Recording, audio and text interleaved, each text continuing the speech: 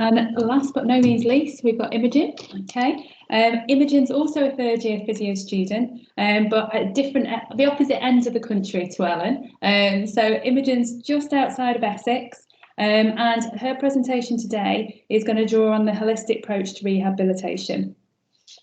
So Imogen's presentation is going to explore how chronic pain is managed in the community setting, how community services are commissioned, and explore the impact of chronic pain in the UK, how research is changing the way we treat pain and how this is impacting on chronic pain services, and I like this bit, and how we can work towards a pain-free future.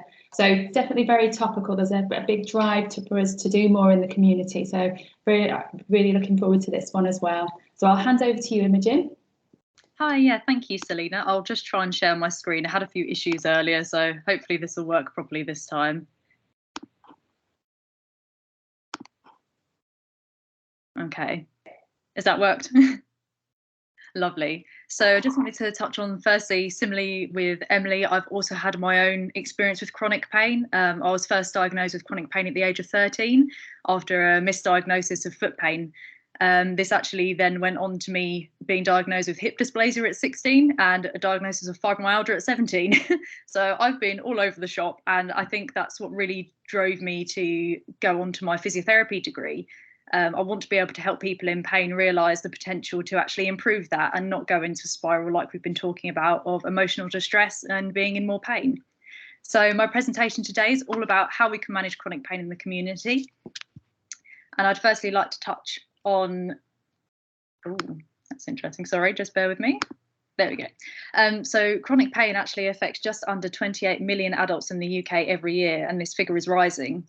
The Global Burden of Disease study in 2016 highlighted pain as one of the most prominent causes of disability worldwide. Yet unfortunately in the UK, we've got very poor recording of the prevalence estimates. And obviously chronic pain is an incredibly complex sensory and emotional ordeal, as we've spoken about throughout the presentations today. And it's often seen as an umbrella term for a range of long-term conditions. But I think the thing to recognise is that obviously every patient of pain is unique and needs to be treated as such. This is a graphic from the Health Survey for England of 2017, and it highlights some of the other prevalence estimates showing that chronic pain not only increases with age and obesity, but also 45% of physically inactive respondents were also in chronic pain. So how is chronic pain currently managed in the UK? Well, the NHS long-term plan set out to dissolve the divide between primary and secondary care settings to boost out-of-hospital care and integrate communities with more personalised management options for patients. But inadequate communication, long wait times and poor referrals, these services also act as standalone care providers, which complicates the management of chronic pain and further promotes a fragmented and ineffective care environment for treatment. And this unfortunately leads to a lot of barriers to current chronic pain management.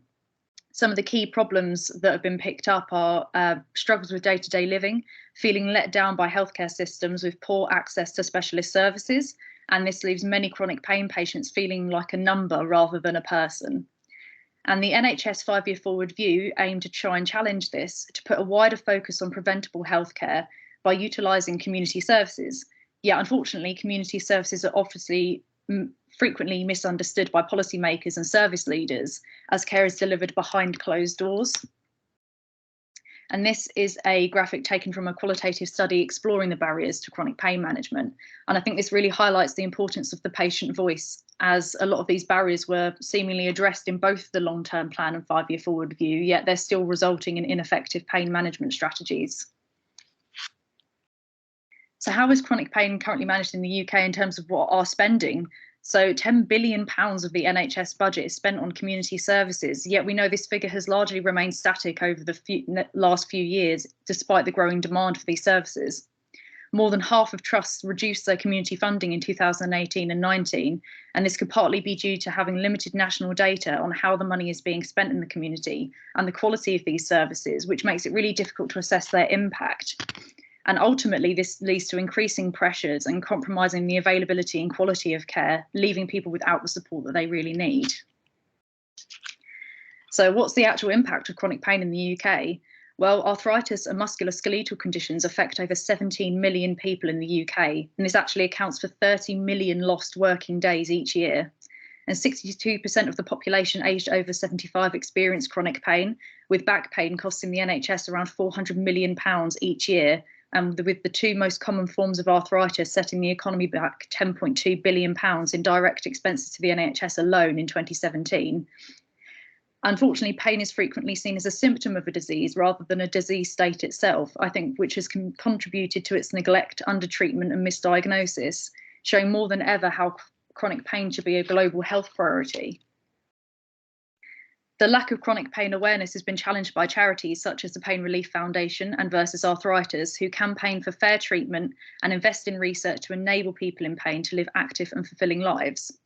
Chronic pain can be viewed as unseen, unequal and unfair in the latest report from Versus Arthritis, which demonstrates the urgency to invest in these services.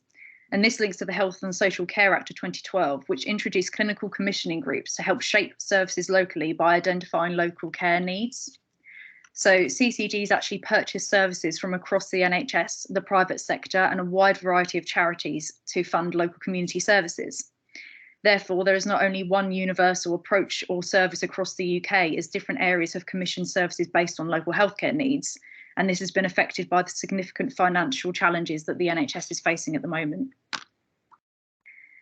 So how are health inequalities addressed? Well, the redesigning of services should promote patient-centred care, yet at the same time, services are being decommissioned when they're not deemed clinically effective, leading to the quality of services being dictated by where patients live, which fuels health inequalities. Since 2010, levels of deprivation have intensified, leading to poor health and decreased funding and threatening the delivery of services, even though pain services should be prioritised in the same way as other long-term conditions where there is equity of provision across socio-economic levels. Those living in deprived areas were more likely to report having chronic pain from a recent survey. And this is where NHS England and NHS Improvement came in to develop the idea of horizontal integration to try and join up care services through provider collaborations. And this brings on to the NICE guidance, which was recently published, which has been quite controversial. The guidelines are based on the new ICD-11 classification of disease, which splits chronic pain into primary pain, which is pain with no clear underlying cause, and secondary pain, which leads from an underlying condition accounting for the pain, but notes that these states can also coexist. Concerns have been raised that this new classification does not reflect clinical practice or the current research base, and chronic pain management programmes are not recommended due to showing no difference in quality of life and uncertainty about their cost effectiveness. Yet this will further fragment care, as these services are often commissioned by CCGs, leaving service users in a cycle of continuous pain from a lack of integration that NHS England sought to improve in the first place. So what are the positives and negatives we can take from this guidance? Well, the first is that psychological therapies can be integrated into care plans, and this is a real positive because it's an MDT approach to care, which leads to a patient-centred assessment strategy and a holistic approach to care with shared decision-making with the patient, and emphasises MDT joined-up care. However, the availability and delivery of these services are highly variable, as we've just said, and there are no recommendations in the guidance for the treatment of secondary pain, which can really cause some confusion. And treatment recommendations such as acupuncture suggest the majority of primary pain to be musculoskeletal, yet it states in the guidance that primary pain is difficult to diagnose because we don't have a determined test to identify it. And the guidance also suggests it's largely a psychological phenomenon, even though, as we've discussed, we know there is definitely an element of emotional impact of pain. But for general patients and the general chronic pain community, this could be seen as quite a disheartening blow that the guidance promotes good health, but would imply that chronic pain is just psychological rather than what it is, which is a multifaceted and complex sensation that's completely bound by a holistic care model. But the latest research is changing the way that we use our services. So research funded by the Pain Relief Foundation, Versus Arthritis and the Medical Research Council has shown that many fibromyalgia symptoms are likely caused by antibodies that increase the activity of nociceptors. Other research has suggested that an imbalance in cytokine production and secretion may act as a cause of pain and fibromyalgia, but we know that further research is really needed to identify the role in the identification of biomarkers to aid in our diagnoses. And we also know that diet plays a big impact on pain, as the common Western diet includes foods high in a lot of pro-inflammatory ingredients which aggravate symptoms. But the implications of further research are absolutely profound to the healthcare community, as they pave the way to better diagnostic criteria, more effective treatments, and increased recognition of chronic pain. 22% of GP consultations actually focus on pain management, and initiatives such as making every contact count can have a really positive change to individuals' lives by changing behaviours through utilising the millions of day-to-day interactions we have with patients. And this is vital in chronic pain management, as many lifestyle factors influence pain, such as inactivity, obesity, and stress. But sadly, a whopping 83% of surveyed primary care clinicians stated it was too difficult to add chronic pain management to their regular visits due to time constraints.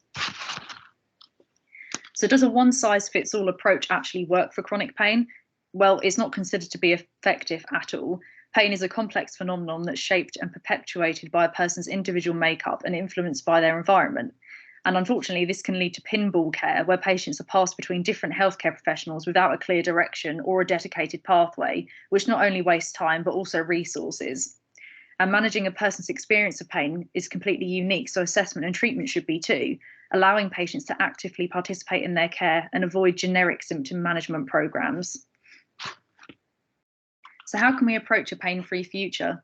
Well, the move to community should not just be a way of freeing up hospital beds, but a unique opportunity to reduce our health inequalities and improve the care of patients locally and encourage self-management techniques. And treating chronic pain in the community would bridge the gap between services and should be integrated into a multidisciplinary team. And the continuation of research into the etiology and pathophysiology of chronic pain will be really vital in backing up the guidance with more ability to understand what assessment and management strategies we should be using in our practice. So improving health is therefore fostered by a different science, one that considers the behaviour of multiple interacting factors, which advances the health of whole people within our communities. And even though it's very complex and life-changing for those that suffer from it, it's the harmony created from our coordinated community services that hold the management of pain together and ultimately help people reach a pain-free future. And thank you, those are my references. Fantastic.